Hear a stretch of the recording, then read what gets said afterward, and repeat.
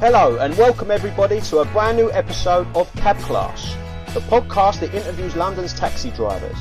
We'll find out a bit about their personal lives, their life as a cabbie, and most importantly, if they're a classy cabbie or a dirty dog.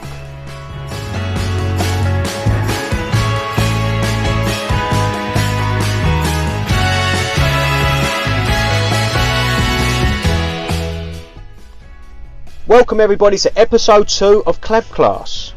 Thank you so much for listening. I'm Gary, one of your hosts.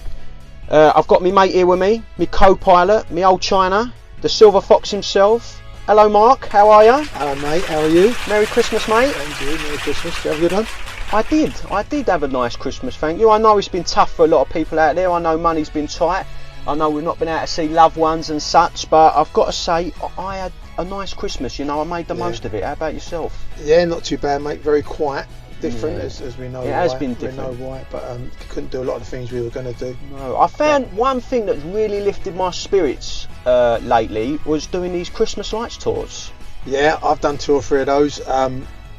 Really nice. Yeah, it was I great think to they've get been out. a real success story throughout this Christmas You've period. done quite a few of it. Yeah, I've done quite a few. I've got to say, I really enjoyed it. It sort of reminded me of what was good about being a cabbie. Yeah.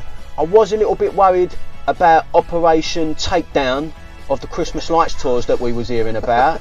The roadblocks. Oh, the roadblocks, the barricades, snipers Yeah, there's on not top enough of going on, is carriages. there? No, you know, it's a massive. I think it was a You massive. got away with it, yeah? I did. It felt to me it was a bit like Griswolds crossed with Mad Max, taking them around. I was really worried. I just had this picture of, you know, of a police office, and then they've got the picture of cab drivers, you know, done up like Father Christmas, saying, you know, these are the enemy.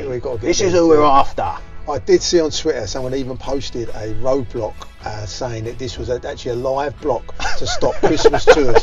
To stop Christmas. You think someone has actually sat down and done that. If he was a cab driver, he should be ashamed of himself.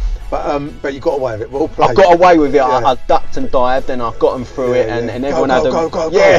This is Oxford Street. Look, quick. Take it on the go, take the picture on the go. But no, it was absolutely fine, and everyone I did had a lovely time, and seeing all the other cab drivers' faces, it seemed like it was a roaring success. Maybe we can do it next year. I think it will continue. I think it will. It's enjoyable. Okay, right. I've got someone else to introduce. The third spoke. You know, he's sanctioned another show. He's put us on a rolling contract, mate. He said, he's going to see how we get on. 0 hours. He's Yeah. He's the man with a plan. And he is Sean Paul Day. Hello, mate. Well done. Nice to see you. Yeah. I think I got because I'm not driving a cab at the moment. I got Regent Street closed down, so you couldn't do your Christmas lights. Oh, it was you. Yeah. What did you do in a rickshaw?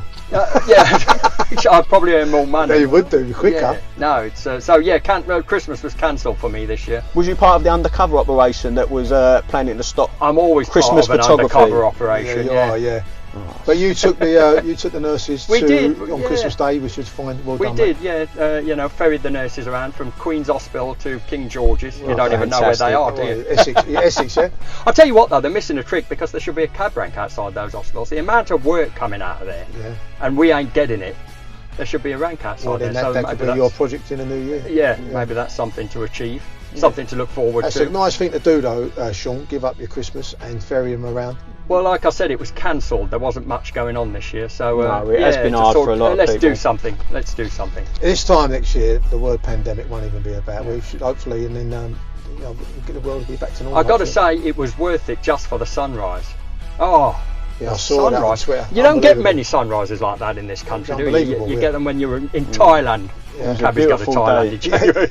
Maybe not this January, but it was like a Thailand sunrise. It was unbelievable. Unbelievable. It was unbelievable. Worth getting up for you. Oh yeah, not off. All right, let's leave the Weather Channel alone. Okay. Right, let's talk to the man who we're all here for. Right, I'm going to tell you a bit about him. He's been a green badge holder for 8 years. He's a keen golfer, a keen runner. He's a season ticket holder over West Ham, so he's had an hard enough life. He's done 30 years in the Met, which I am very, very interested to talk to him about. He is the very dapper, the very handsome, the very rugged Andy. How are you, mate? What are you talking about? Yeah, hi guys. How are you, nice mate? to see you all. Nice to see you all. Merry Christmas. Merry Christmas. Thank you so much for joining us. Thank you so much for joining us. You just made us nervous. By that introduction. Well, I should do, because he should do. As we met up, he insisted on checking over all my paperwork. He's my insurance is in place. He's checked my cab over. He's gave me the go on your way nod. You know, you like that one. Go on your way. Obviously, there's been a lot of talk about it. Do you think we're better off if the Met was still running the taxi? Oh, no, of course, yeah, 100%. No doubt about it. Not even a question about it. Yeah, it was. I felt it was a little bit hard. I got to be honest. But that's how it should be run. We should be under the wing of the police. I think so.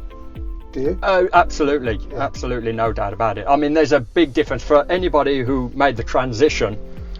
Was there when they made the transition from the Met to TfL. There's just a massive chasm of a difference between the two. 100%. And it was harder. I mean, it was harder. And the overall for your cab checked by people, and it definitely was harder. But how mad I want them times back. I really would do as well. Well, there was a real differentiation between us and the minicabs back then, wasn't there? Now they've been a mesh so much. They've muddied the waters, and they on purpose. We've all been chucked in the same bin, haven't we? Right, Andy, we want to know a bit about you, mate. We want to know a bit about your life, you know, especially your time in the police. But let's start a bit about your background. I'd like to know where you grew up and what sort of era. So I was born in Romford, so Queens. I was in Queens, then it was Old Church. You hide that well, didn't you? You hide that well. No, you do. You don't. I would one never of say your mates was born there as well. No, yeah, that's right. The Romford Pele. No, that's right. But I would not have had you as a Romford boy. Yeah, Essex boy. Yeah, they don't dress like you in Romford, mate. Oh, no, anywhere really. I like that. I was he is in with his police outfit on. I got he's undercover. I had a lot of clothes left over when I left the police. So I just. Can I let the listeners know it? He's got a cravat on here, isn't he? He does. Yeah, is that called a cravat? I believe it's a cravat. Is it a scarf? It's a Paul Smith scarf. Is it silk? It's a cravat. Of course, it is. There's a Crombie. There's a Crombie and it's going also on. a face mask. You can do the lot. And he's got the little, what's that, the thing in the pocket? What's that called? Yeah, he's got a napkin.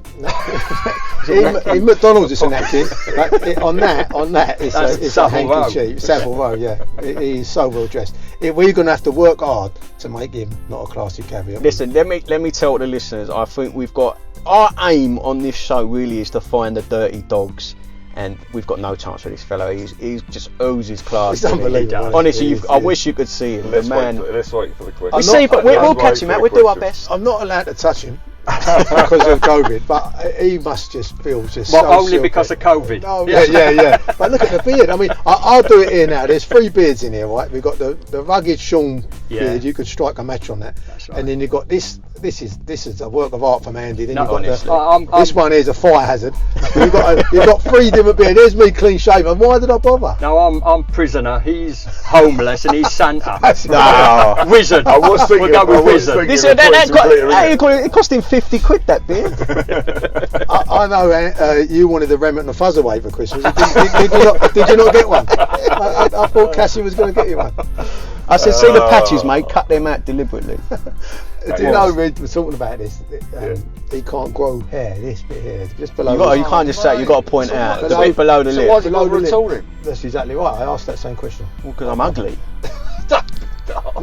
I wouldn't say that. I like the angle on my face. Anyway, there's enough about me. It's about Andy. Concentrate on me. So you're born. Where was I? Right. So you've been born. What was day one like? He left Romford. I wasn't living in Romford. I was just born. Right, you was born in Romford. So sort of younger years. Where did you grow up? Upminster, the end of the district. Upminster. So countryside back then. What are we talking? 70s? Yeah. So 64, I was born. Yeah, grew up in the 70s then. So I grew up in the 70s. What was Upminster like in the 70s? Yeah, it's good. Yeah, I went to an East End school, believe it or not, because they'd moved out to Upminster by then. It was the Cooper's Company and Coburn School.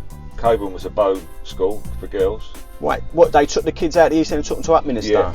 Oh, okay. But what, the they idea moved was them there? they would still have kids from the East End go to that school. What, they ferried them in and out? Or? Yeah, there wasn't that many, to be honest. Oh, okay. They tried, obviously.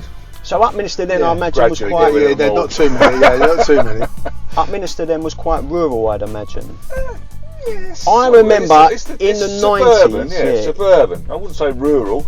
In the 90s, my nan and sheep and granddad. pigs and cows and things like that. My nan and granddad moved from Poplar to Dagenham, and I remember going there and thinking it was the countryside. Dagenham. It smells like the countryside, doesn't it? It's a very different place now. There's not too many high rises in Dagenham, was there? There's lots of space in Dagenham. It was quite nice, Heathway and stuff like that. Okay. I imagine that when they moved out there, it was a lovely place. It was. Then. Yeah, it's gone downhill a bit now. I mean, my family originate from the East End, Silvertown, and places. And they work in the Tate and no, factory. My granddad was a copper as well.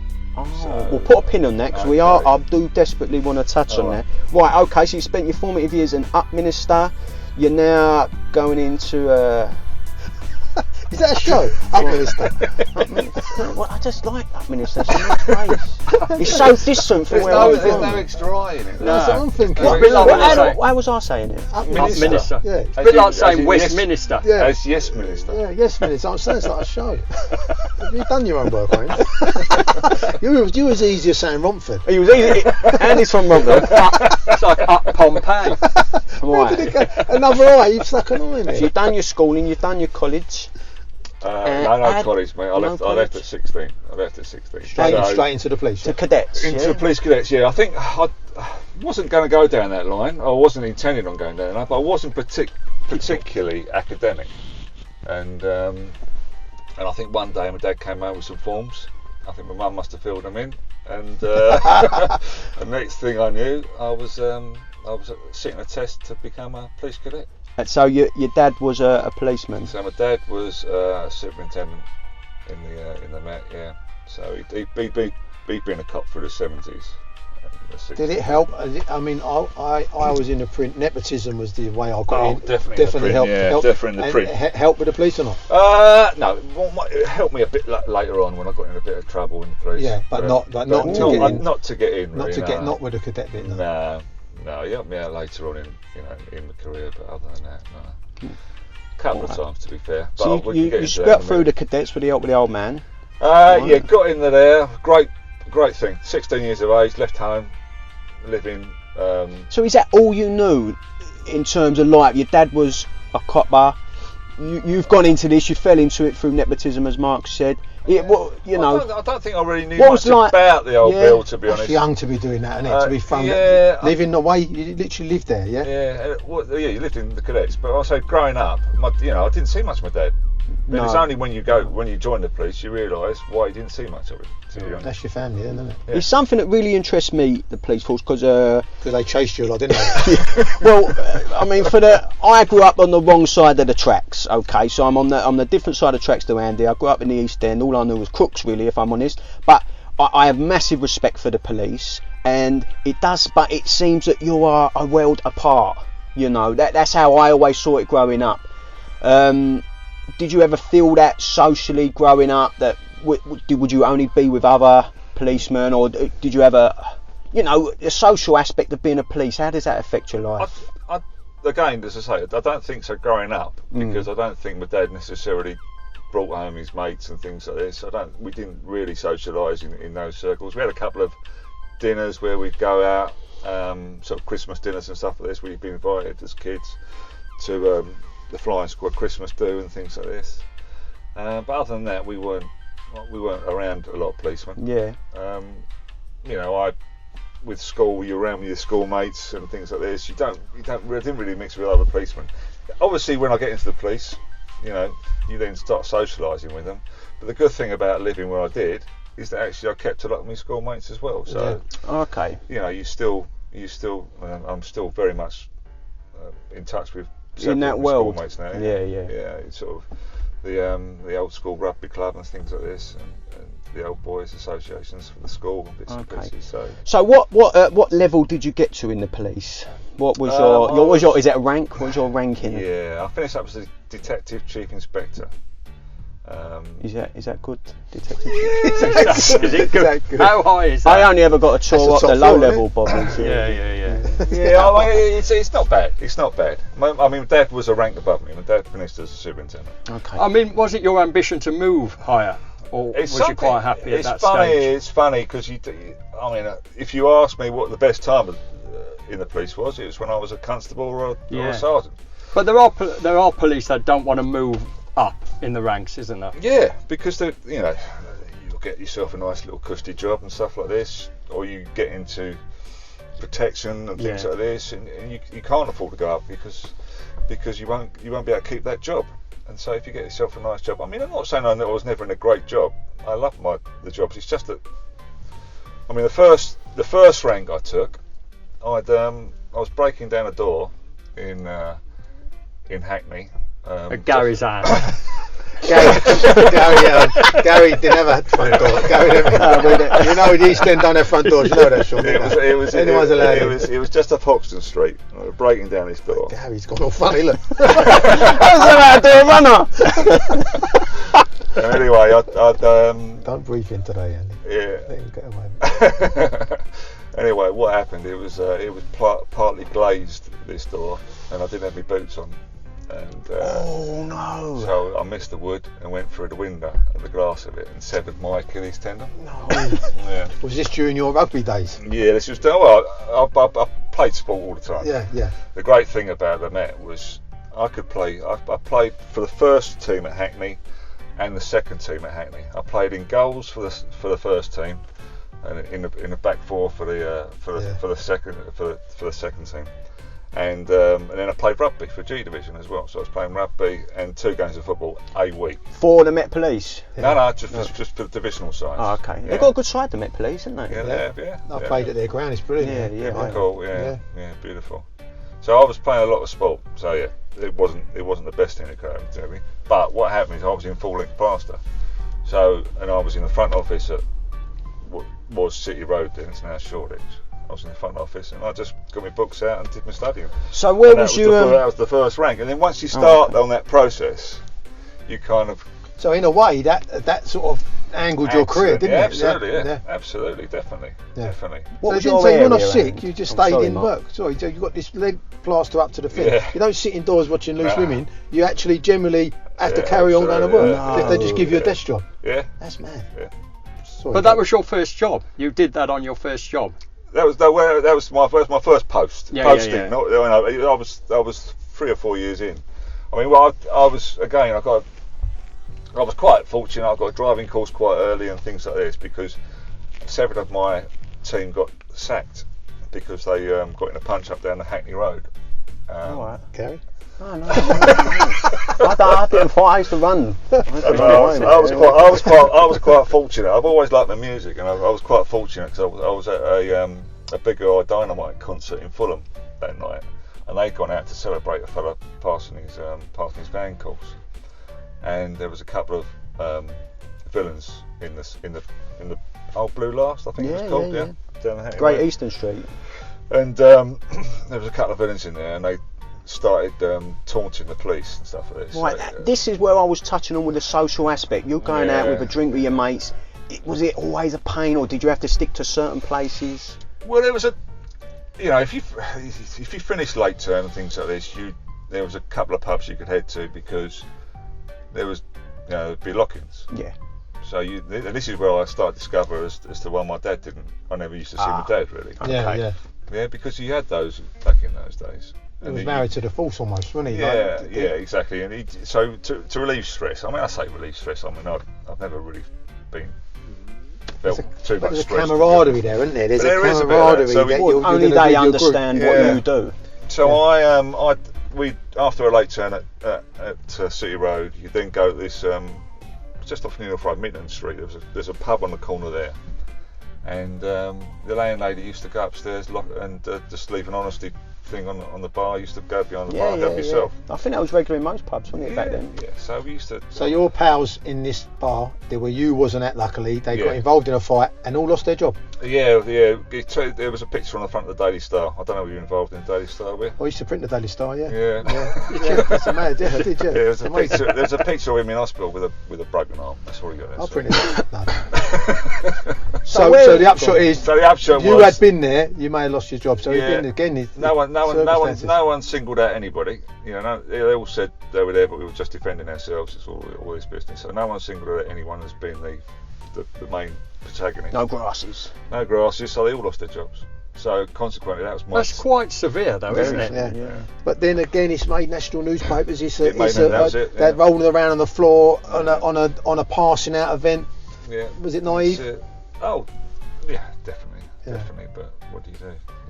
So I'm glad I was at the big old Dunham. The worst concert I've ever seen, by the way. Yeah, they were rubbish. What a terrible night. They were rubbish. It was Andy, you were the best thing I could have done. Just go and see what was them. the group?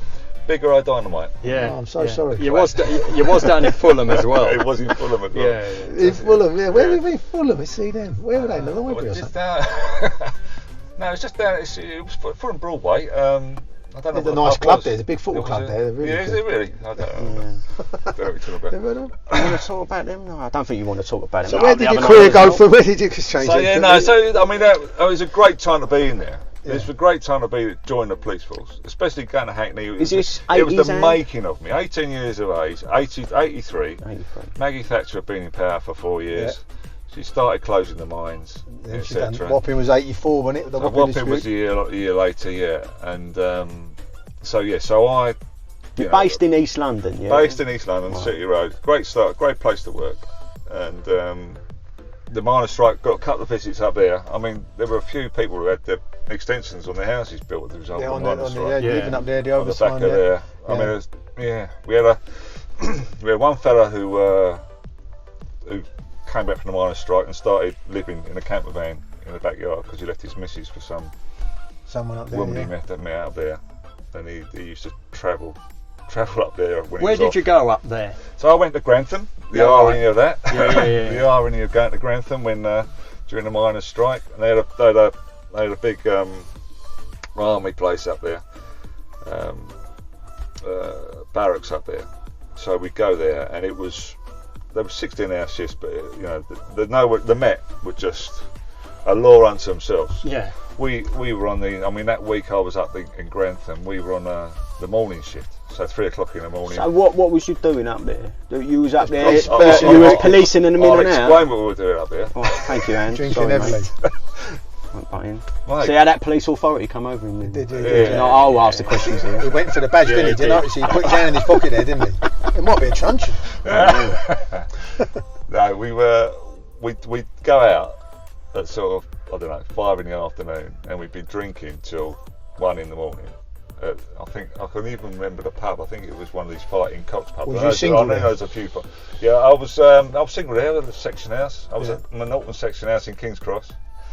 I was a single boy, and we were drinking up there, and then we'd go back to the barracks. We'd have breakfast, and then we'd grab a pillow, and we'd go and get on the bus, and then we'd literally be sleeping for the whole of our tour of duty. Unless something happened, and fortunately nothing happened. I mean, it's interesting you say about the social aspect, because that period of time as well was filled with social change, wasn't there? Yeah, absolutely. There was so much going on in 1983. Thatcher picked on the miners, she then picked on the printers, and she did, didn't she? All these heavy unionised industries, she just smashed, didn't she? Yeah, so honestly, there was a couple of lost or stolens would turn up outside the barracks. Lost or stolen cars. Oh, yeah, that's what we used to call them, LOSs. Yeah. These were clearly lost, obviously. Somebody clearly. had parked them, and forgotten where they left it the night before. Of course. So the coppers were nicking cars and just to get them up the hill to the barracks. Unbelievable. Really? Seriously. Can you imagine that happening now? Can't imagine, can you? I mean, it's totally a different time, isn't it? Different world. So we had that with the miners. I had a couple of tours up there. We had the print. Obviously. One followed the other, didn't it? Yeah. Brixton. They was going to riot, the print workers, weren't they? Just couldn't be bothered though. They was like, I can't easiest day. I remember when Wapping happened, because Murdoch built Wapping and almost goaded the unions into striking because he had this other alternative workforce. Yeah. And so the printers fell for it almost. You know, we were very militant in the print. I just got the tail end of Fleet Street in my world, but too militant. There's an happy medium somewhere. But they got led in by Murdoch, and he had this alternative workforce shipped Yeah. in mainly from places like Portsmouth, Yeah. and they managed to get a paper out through you guys as Yeah. well, blocking the highway and all this stuff. And it was some terrible nights there Yeah. of violence in Wapping. Mind you, the miners fell for it as well. Yeah, that's because right. they were told if their colliery went back to Yeah. work, they'd be saved, That's the right. others would be out That's of work, so right, they yeah. went back to it. Yeah. So they turned the workers against each other. Oh, without a doubt, and it's exactly the same in the print. And I was just behind that in the print, and we moved to West Ferry Road, Yeah. our company, but we decided the unions and the management of hold on a minute, we better have a chat here, and so we did it with a bit more legally. But Wapping was a terrible time. My brother got sacked. He worked at the Times, and he lost his job. Well, because you just sacked them all, didn't Yeah, he got You rid of just sacked everyone. them Yeah, all. my brother was on holiday and never Still went back going, into his yeah. building again. You just sacked them all. He's still got an apple on his desk. Did you ever work on any high-profile cases, and that you can talk about? Not really, mate. No? No, not really. I mean, I obviously dealt with it. Was you always uniform or So I was detective? 21 years in uniform. So I did a lot. I went from there on promotion. I went to Hampstead. Hampstead was different. Doddle? Oh, yeah. I spent some time at West Hampstead, which is partly Kilburn. and stuff Kilburn, like this. Cricklewood up that way. So it was, there were busy Oh, I bet parts. there was a massive difference between Kilburn and Hampstead. Oh, yeah. Cool. Night and day. Especially that time of Definitely. the 80s. And again, you're talking about the Irish community. These people didn't really, there was good Saturday nights. Yeah. Yeah. I mean, I see a common theme here with this. To keep. Where we did keep going back to the so pub, where did wanting to become a cab driver come into your world? I mean, was it a last minute thing? You knew you was going to leave the. Not at all. Always fancied it. No, I've always. There was a couple of my dad's mates who had done it, who had gone into it, and I'd always, even when I was, because I'm divorced, so I need to carry on working. I just can't live off the pension. But even when I was married, I was still thinking about doing it. Yeah. I was going to be 48 years old. I was 48 years of age when I left the police. Can you dispel a myth for me? Do you do a proper knowledge, or is it tea and of course biscuits? they don't. Is it tea and biscuits and sitting on a Chesterfield? Listen, I don't know. Hammering to and I'm going to get you on 21s. It's like Victoria Station of Buckingham Palace. We're going to get in today. I don't know where it all came from. But no, I don't. Was it hard appearance not having sponge cake on the desk? or it weren't filter coffee. Not one of them ones where you go, oh, he's got it in me today. So when I first decided I was going to do it, I went to Pendleton Street because there was an old squad driver who used to be one of these. Oh, it's things. coming out now. Yeah. Did you do it while you were still in the Met? Yes. You did, yeah. Yeah. So there was an old squad driver who used to, who went on to be a cab driver and examiner. So I went to see him just because my dad knew him. And Was the knowledge the hardest 3 months of your life?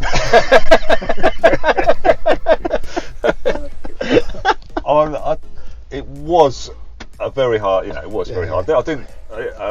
I'm jesting, Andy. I don't think they give you an easy time. I do think. It took me 2 years and 8 months. Did you do it full time, or was you still? I was in the police. Yeah.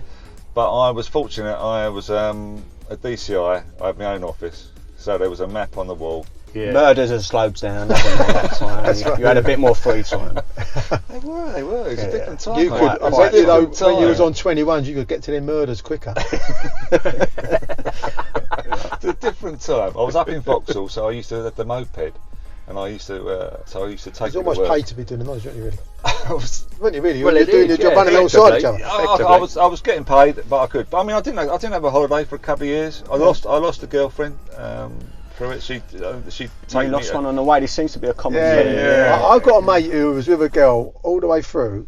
And she called back with him for fun, and then when he got his badge, he left her. Yeah, it's unbelievable, isn't it? I mean, so she is out there somewhere who really knows her stuff. And imagine that she celebrated with him, and it was literally. We'll have him on him one day. We'll have his crying. It was terrible what he did. And that was it, the end of it. And he almost thought, well, I'm not cabbie now. I'm like Jack Rockefeller. What it must Not be nice, like is to it? be a single cab driver. That must be unreal, mate. Single cabbie. I know all about that.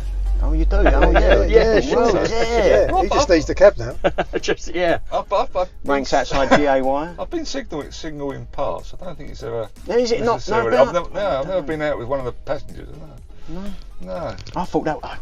You really killed that for me. In my mind, I think single cabbie. I can't imagine. Just like he does. You don't have to be. He wouldn't be single long, would he? Yeah. You don't have to be single, do you, to do all that? No, there are some ones. No, that's true. Yeah. No. You haven't actually got it written on top that you're married. No, my old woman's hard enough. Right. Okay, so knowledge experience. Who was the toughest examiner? Who did you fear? Who was the one you dreaded having? His dad.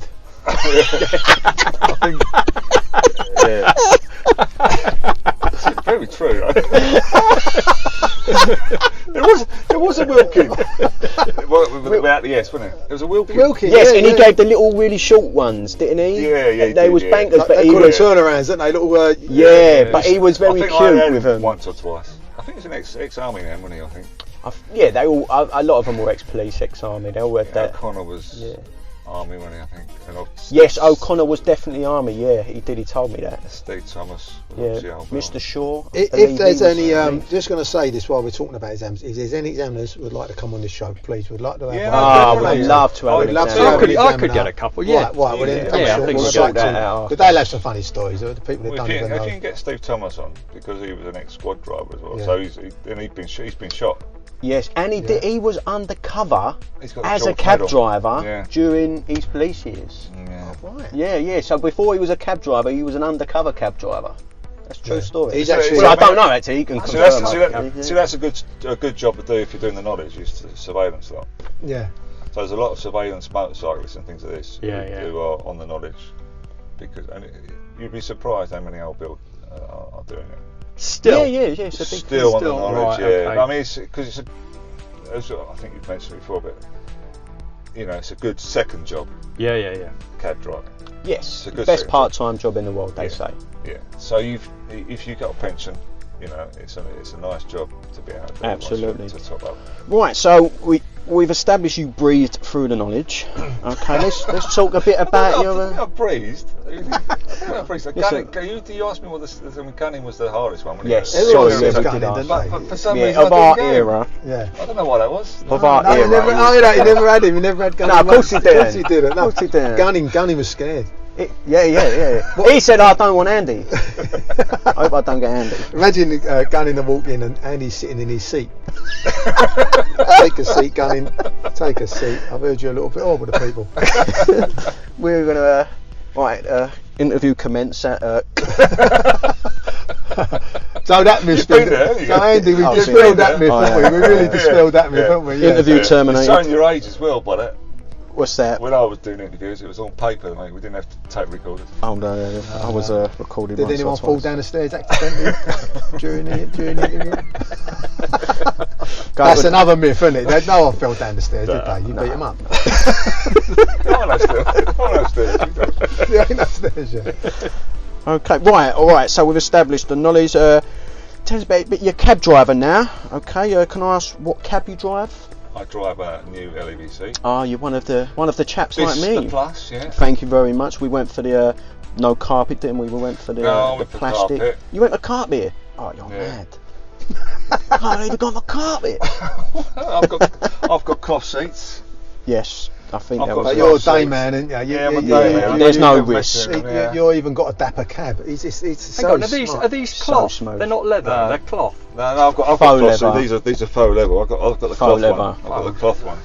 It's a wonderful cab. I paid the extra money. Yeah. It's only 70 grand. It's cheap, isn't it? Really? Honestly, it is a bargain. Really. Yeah, I've got the new one, mate. I was reluctant, obviously, to get rid of the other one, but you just saw the. What did you go from? So I went from a 11 plate TX4. Right. And I'd finished paying for it, so it wasn't costing me anything other than the maintenance. The warranty had to come to the end, and I thought that could cost me. And I don't think like a man like you could drive anything else, Andy. Honestly, couldn't see you in nothing else but an up-to-date. We asked Nicky last week whether he would drive a Skip. We're not even going to ask you that. No. Not even going to insult you. Not even going to insult you. You wouldn't even get near a Skip, would you? I rented for the first year or so, because they always say that if you might not be. What did you hate about renting? Or what? Sorry, hate is strong. I'm putting that word in your mouth. Was there anything you didn't like about renting? I was with is it CNS in Old Bethnal Green Road, and Oh yeah. That Clare Street, man. That bit, I think so. Yeah. And Tony will turn up to work in his Bentley, and even Tina, who is his. What, they own the garage? Yeah. And Tina had a Range Rover with a personal plate. Well, they say everyone who earns money from the cab trade doesn't drive a cab. And they, That's a good call. There's a lot of people take off it. He would tell me about his. I remember once he told me about he'd been away for Christmas to Dubai, or just before Christmas, and his missus had stopped off in the old duty freeze at Dubai at Graff's.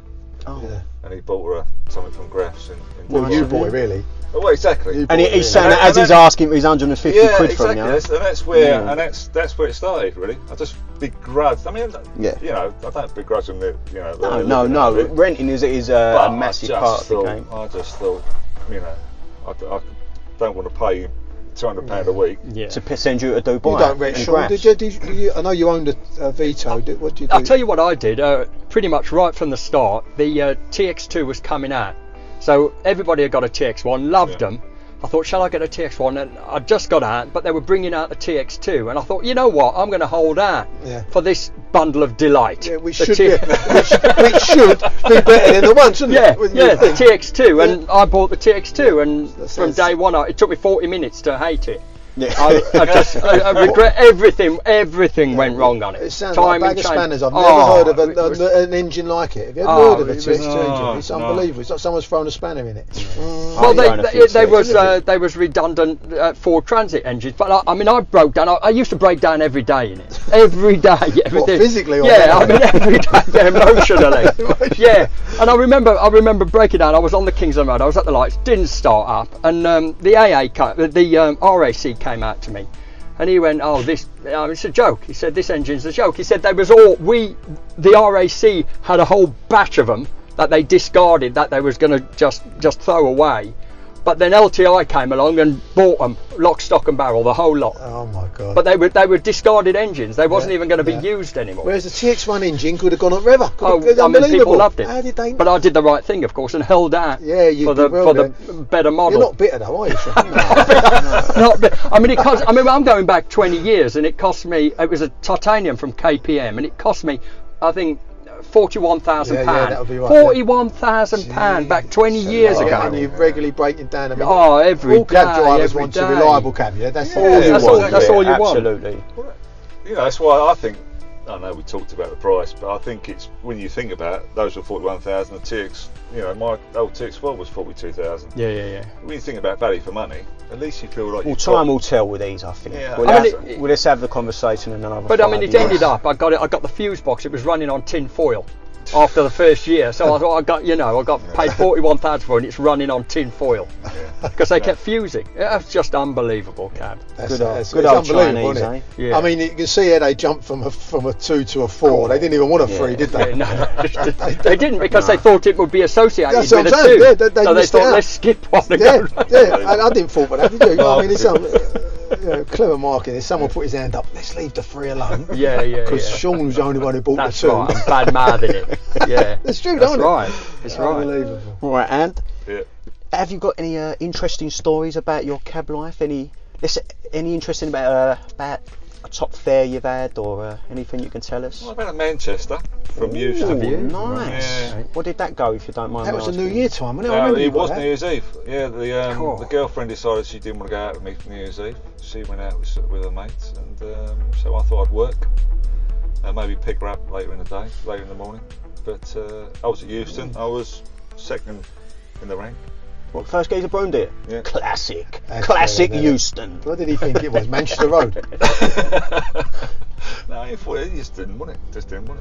I understand. So New Year's Eve did make that an harder job, didn't it? It does. And also you worry, because obviously... Yes, it is a big I could have taken the money up front, but I didn't know how much it was... I did it on the meter. Didn't fix a price. Even with a credit card payment, it's still a worry, because they could still cancel it. It didn't go through to start with.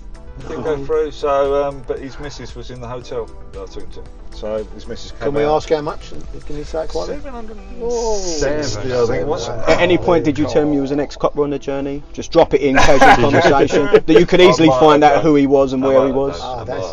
Is there any parallels in the jobs between being a policeman and being a cab driver? I mean, obviously you're better than everyone else. We know that.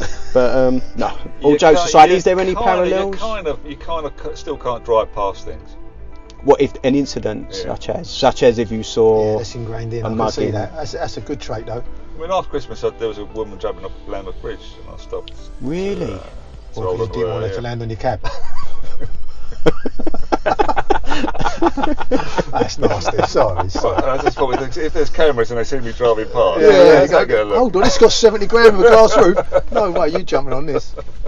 So what did you help? Yeah, I just held on to it until the police Oh, arrived. congratulations, well done, mate. Well That's done. Good. So it never leaves you. No, never leaves you've you. always. I mean, I'd like to think we'd all do that, but Did you follow that You know, story on? Did you follow who she was? Did Well, she I've got a obviously- phone call from the. Well, this is all because then it's gone into COVID, and I got a phone call from an inspector at Brixton because they cover. And do you know what I can imagine as well? I don't reckon Andy I reckon he wooed her as he did. I reckon he did. Lent her forward. I reckon he put a knot in the cravat, slung it over the bridge, and then she come up like like that. Up you come, madam. In a Up you come. cradle. Hold on to my beard. Yeah. Hold on He to my beard. picked her up like bodyguard. Yeah. The seaman You know bodyguard. what was that with Richard walked Gere in when he and he walked in opposite a gentleman and then she said, "I'm not depressed no more." I bet he'd done it in such a way. No, I tell you, I don't Are know you still what seeing her? No, that's a good story, Andy. That's very good. Yeah, congratulations. And for what that. about the person in the back of the cab while you were doing that? The meeting was still on. The meeting was still on. No, imagine that it was story, just before- mate. it I was was just going to say it was this just lady. before a tour. It was just before a tour. I had a bit of time. I was going to get a coffee at Hallsbury Road. You kept that quiet, mate. I would have told everyone. That would have been on my Twitter page. Yeah, he's what's it? The heading, lifesaver. But then we went to COVID, so I haven't got my commendation yet. So I don't know when it's coming. You could get. We're in the Worshipful Company, aren't we? They do. They give certain cab drivers. What's it? Is it the Hicks Award? Something like that. And they and that is an award given to bravery, and that would be on them lines. It's a really good thing to do. No, I didn't know. Yeah, maybe you can nominate me. Yeah, that's good. Yeah, I would do. Yeah, what can I second it? Or Obviously, we'll have to verify your story. What do I get out of it? We know how the game works. Let's lower the tone. Let's talk about your West Ham season ticket then. So, Yep.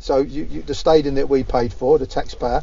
Are you happy there? Yeah, thank you very much. Yeah, it's great. First season I wasn't particularly. They sell you this. They sold us the what would it be? The East Side, I think it probably is, as the new cop, because there was no brakes. There was no brakes in the stand. They sold you the dream. Sold me the dream, and when I got there, I couldn't see the pitch. Yeah. And it was ridiculous. So That does help though, the way you play, doesn't it?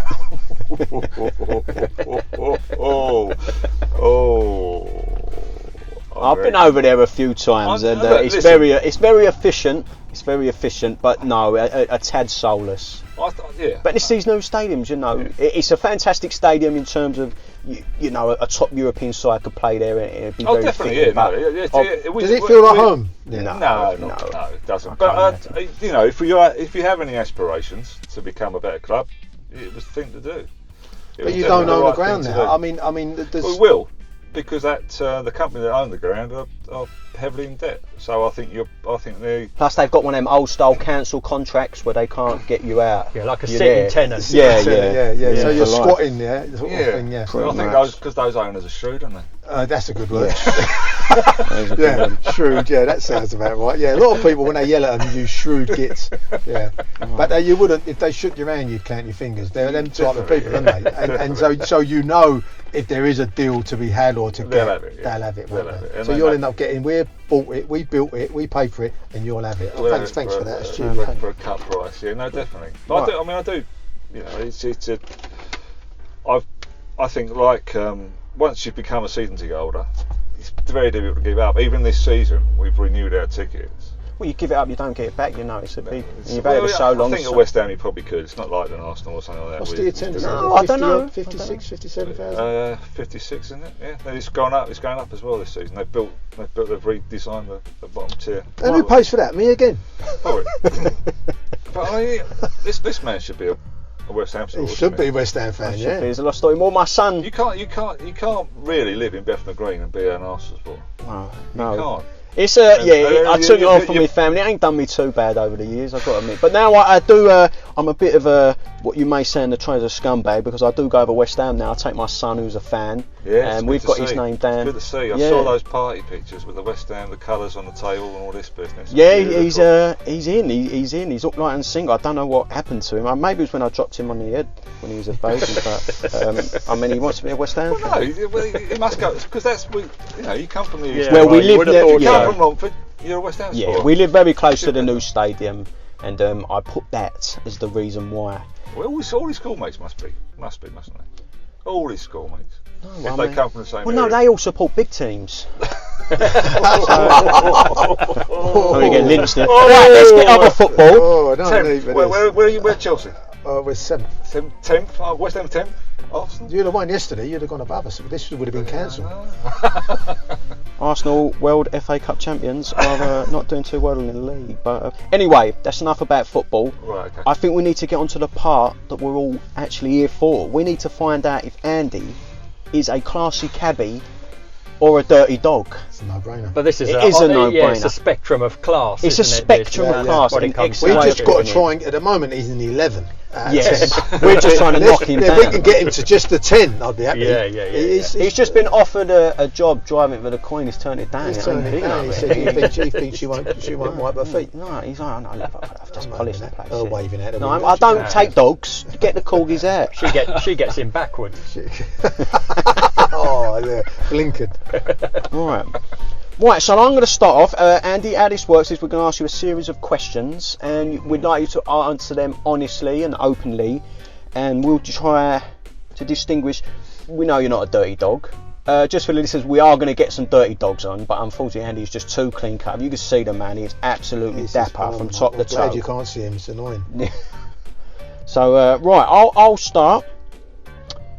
Have you ever let someone smoke in your cab? No.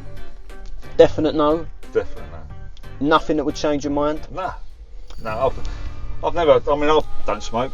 I hate the concept really. Yeah. But obviously, going back to presumably when you started. You could smoke in a cab. Back in the day, even when you could ask people not to smoke elsewhere, you couldn't ask them not to smoke in the cab. They was allowed to smoke. And you're not a smoker. Ashtrays. I think it's a very unclassy look, fag hanging out of gob, driving in a cab. It's illegal now, but even back I wouldn't in the want day. anyone smoking in my cab. But someone once said to me, "I'm going to smoke this cigarette, eat this kebab, and you're taking me to Weybridge." And I went, "In you get, mate." Yeah, I mean, I had a very similar situation. Everybody has their price. Yeah, that's exactly right. All of a sudden. Well, I picked up a young princess once, and one of our desert friends, and she said to me, "Excuse me, cab driver, can I smoke in your cab?" And I said, "No, madam, you can't.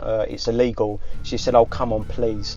I said, "Look, madam, not only is it illegal, I said it's not nice for the next passenger who gets in has to smell your smoke." That's the thing. She said, "Oh, come on, mate, please." I said, "Look, madam, it's not that. It's the mess. It's illegal." I said, "It's not fair on the other passengers." She said, "I'll give you 50 quid." I said, "Done." That's it. Do you want to lie? Yeah. Although last week Nicky, because Tottenham are top of the league, had a big cigar on, so he was. You can't smoke in the back of a cab, but you can sniff glue. Things like That's Do you know what I mean? I've had a group of lads taking Charlie in the back and go, I've got to take my son to school in the morning. What are you doing? And that's part of the good time to do it, isn't it? You're going to go from club to club.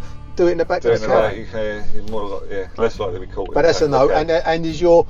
I mean, you haven't got a piss ball. Don't dispel me there, please. I haven't. Definitely haven't. If it did, it'd be Aramis, wouldn't it? I think, hang on a second. I think he paused a bit too long. I just can't believe that people do it. That's why. I don't mind. I understand there's a prostate problem, but emptying them at ranks is There's a prostate problem. There's a few old boys out there, you know what I mean? Have to go a few times in the night. That is exactly it, mate. I understand. I pull up at the chargers now, the electric chargers. And I go to plug in. I'm bending down to plug in. All I can smell is the. Well, they've emptied their bottles. I can almost, you're not bottom of the barrel, dirty dog, if you've got a piss bottle, but if you empty it out at a rank or at a charging point or somewhere people use, Jesus Well, Christ. everybody empties it out the back of Lyle Street, and they, dear, oh dear. I don't even. Sorry, I asked because why you wouldn't. You probably you just. Okay. All right, I've got another question. Have you ever played the "I used to be a police officer" card to get out of something? Oh. No, what? You're in the cab. To be in what? Having been when you've been in the cab, yes. I was stopped when they were putting them over at outside the tape. And what, badge and bill? Yeah. What, during the Lights tour? No. This was years ago. 4 or 5 years. Sorry. And I think I might have let it out then. Yeah. Well, you asked him. Well, why wouldn't you? I see yours. Exactly right. 30 years of doing it. But the thing Did you is, say, do you know who you're talking to? Yeah. The thing is, as well, as I had everything.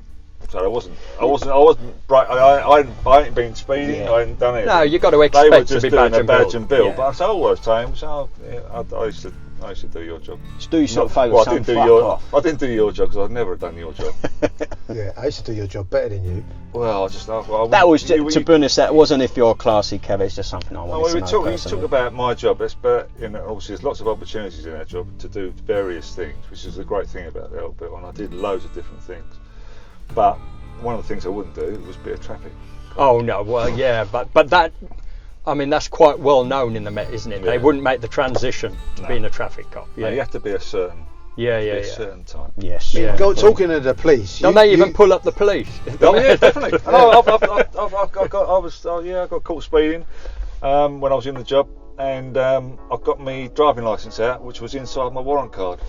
Just get my driving licence out, and I still got 3 points. Still got 3 points. There you go. That's the traffic police. But the police, because you take the kids on the magical tour, don't you? Yes. The Disney tour, which is phenomenal. Fantastic, but our police marshal that, don't they? Yeah, City Police come with you. And City London come with you. For those who don't know, 100 or so cabbies every autumn take children to terminally ill children to Disney in Paris. Yeah. A convoy about got to be over a mile long. Yeah, it's a fantastic thing to be a part of. It was fantastic bit to see as well. Yeah, when you're driving down the A2. Incredible sight. The A2. Is it rewarding, mate?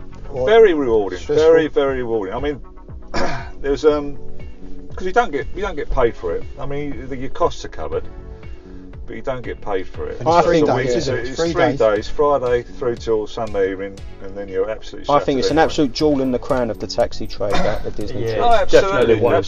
And the City Police do it for nothing, and City the Police, AA, the nurses, and the LAS, the paramedics, and the nurses from the hospitals that they come from there, so they come with them as well. Doing that, mate. Well done. But it's very it's a great advert for us. But so he's a 12 now. Yeah, he's how are we going to get classy. This down? I've got one for him. I've got one that I'm going to catch him out. There we go. Have you ever been caught looking down a woman's blouse as she pays? Oh, he said this could. Oh, and what's this dropping down? 2, 3?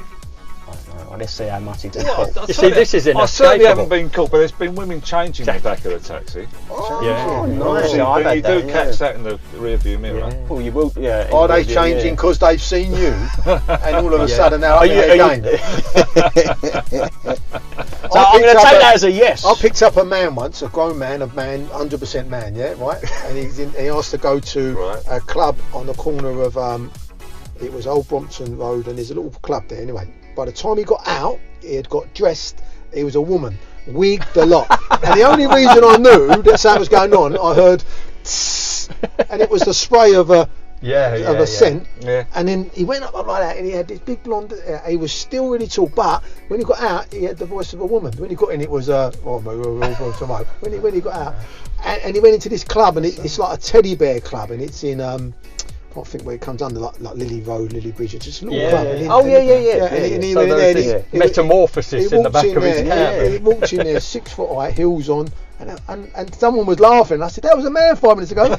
Generally, it was it's just unbelievable. Changed. Yeah, brilliant, mad, isn't it? And imagine he's probably got a life where he goes out with this bag of clothing. You know, why it's only going down a Rose and Crown. See, I ain't got any of those stories. It's Well, because I you're a haven't been day doing it as long man. as you have, yeah. Yeah, you do the early morning. But have shit. you looked down? So was he a yes or no on this? It's a yes I think because it was I've a checked yes. the rear He's a mirror yes. when somebody's been changing That's a the definite day. yes. I knew I'd get him with Yeah, that. that's Yeah, inescapable though, isn't it? Yeah, you can't Yeah, not. absolutely. Yeah. You've got a rear view mirror there for a reason. Yeah, but when you're I'm lifting surprised your you ass got a off the curtain. When you got a seat. curtain there, The rear view mirror is pointing at the passengers, not Yeah, out but the when rear you view, turn out the around rear and window. you're lifting your ass off the seat to get a better When you ain't purpose. looking where you're going, cranked your neck all the way round. Right, okay, next one. I asked this one last time, but I was a big fan of it. Have you ever had to fuel up while passenger on board? No. God, Oh. Even that Manchester No, trip. that was my next question. So Even that Manchester you're trip. even ready for Really? the Manchester. so good. How What- so prepared what- is that? So That's what I brilliant. do, what So you always prepare for Manchester wherever you are. what I do is on my way on my way home every night, or when I had the TX4, I'd fill up. Yeah. Full tank every time. Yeah, and I always had a full tank. See, so I'm so more that, of a- that way as well, because Yeah. you know how much you've done that day. Well, I'm Because the I opposite. put 25 quid in, I know that I've spent 25 quid that day Yeah, that's it. Yeah. in fuel. I'm And a- you kind of then know how much you're making. Well, I'm a bit of a cheapskate. I would just put what Fiver. I think. Yeah, I'll put fivers in when it's no, Jay. I'll put about 20 quid a day. in, £1.50 and I know.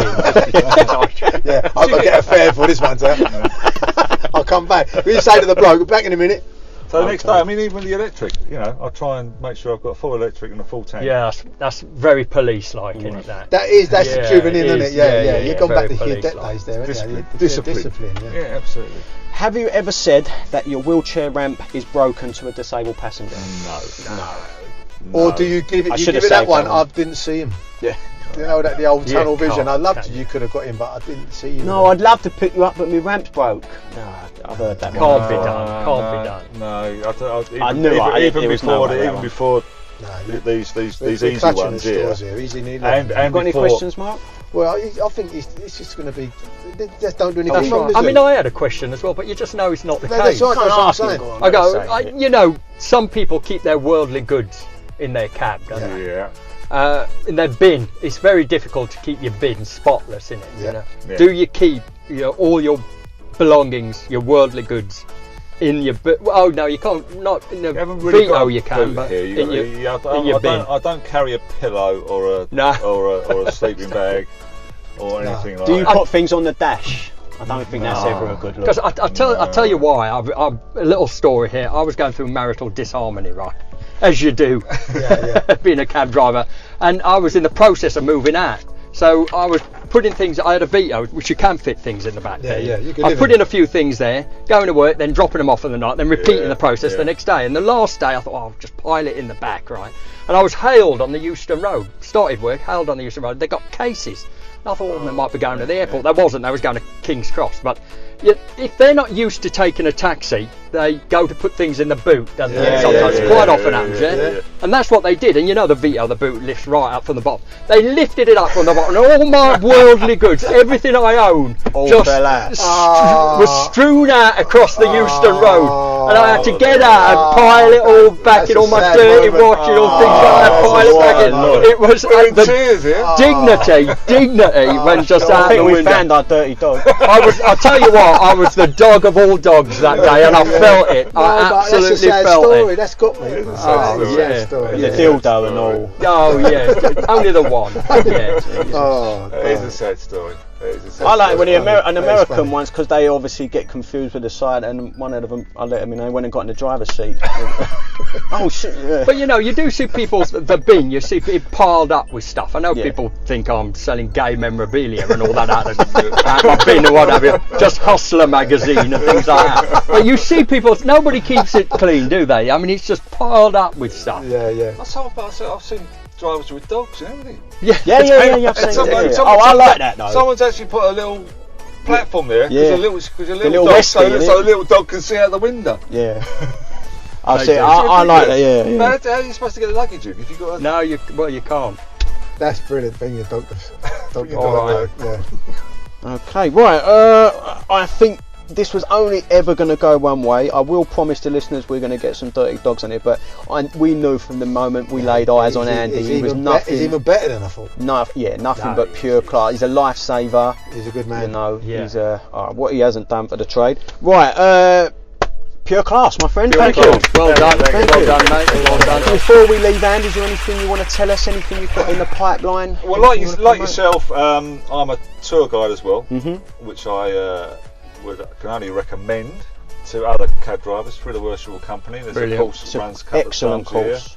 a year. Yeah, and then you can go on as well from that. Some people have gone on and done other parts of town as well.